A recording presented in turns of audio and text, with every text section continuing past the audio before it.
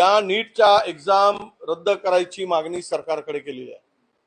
हरियाणाच्या केंद्रावर ज्या पद्धतीनं काळाबाजार झाला, खुद्द राज्यातले मंत्री हसन मुश्रीफ म्हणतात की नीट परीक्षा या होऊच नाही, कारण त्या बोगस घेतल्या जातात।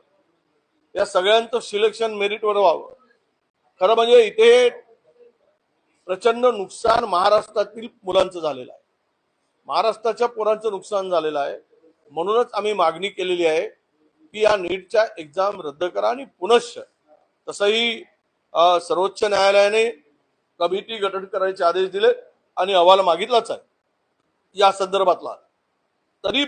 तरी पण या एक्झाम रद्द करणं हाच पर्याय आहे, नाहीतर यामध्ये झालेला भोंगळ कारभार आणि ज्या हुशार विद्यार्थी आहेत त्यांच्यावर झालेला अन्याय, विशेष करून महाराष्ट्रावर झालेला अन्याय दूर करता येणार नाही।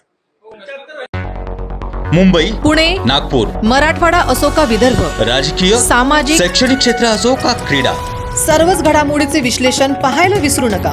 फक्त देशोन्नती न्यूजवर।